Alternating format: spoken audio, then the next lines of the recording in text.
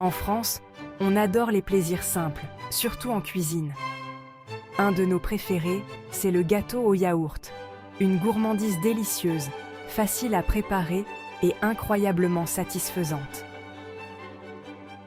La beauté de ce gâteau réside dans sa simplicité et la façon dont quelques ingrédients clés s'unissent pour créer une symphonie de saveurs et de textures. Tout d'abord, nos ingrédients vedettes, les œufs et le yaourt. Ces deux-là sont la base de notre gâteau, apportant richesse et moelleux. Vient ensuite le sucre, ajoutant cette touche de douceur dont nous raffolons tous. Mais la magie opère vraiment avec la levure chimique et la maïzena.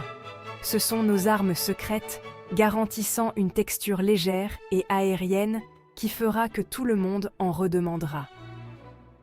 N'oubliez pas, la pâtisserie, c'est comme une danse, et chaque ingrédient joue un rôle crucial. Alors, rassemblons nos ingrédients et embarquons ensemble pour ce délicieux voyage. La première étape consiste à séparer les blancs des jaunes d'œufs. Ne vous inquiétez pas, c'est plus facile qu'il n'y paraît. Cassez délicatement chaque œuf et faites passer le jaune d'un demi-coquille à l'autre, en laissant le blanc tomber dans un autre bol. Une fois que vous avez vos 4 jaunes, il est temps de les présenter au yaourt.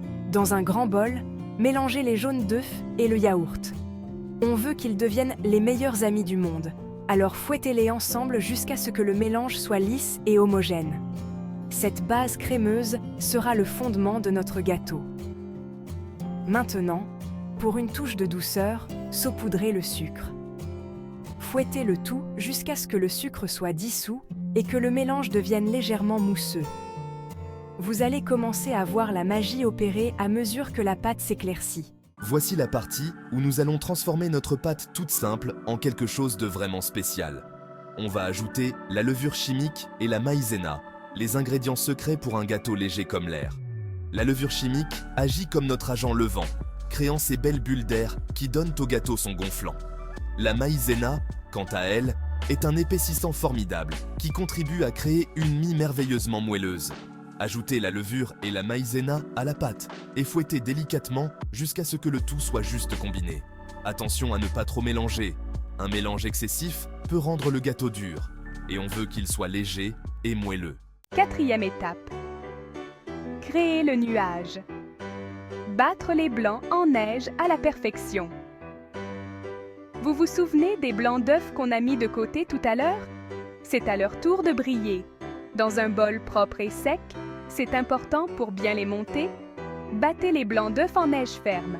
C'est quoi, des blancs en neige ferme? C'est ce qui se passe quand on bat les blancs d'œufs et qu'ils deviennent épais et brillants, capables de tenir leur forme.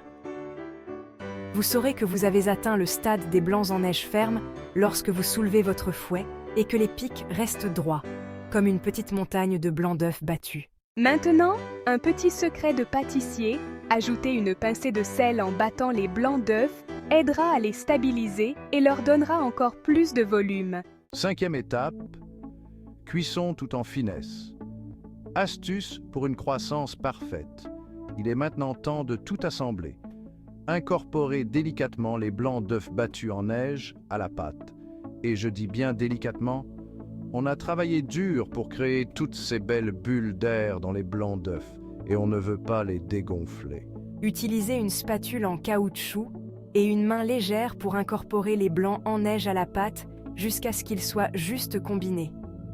Vous saurez que c'est prêt lorsqu'il n'y aura plus de traces blanches. Versez la pâte dans un moule à gâteau graissé et fariné. Cela évitera que le gâteau ne colle et vous permettra de le démouler facilement.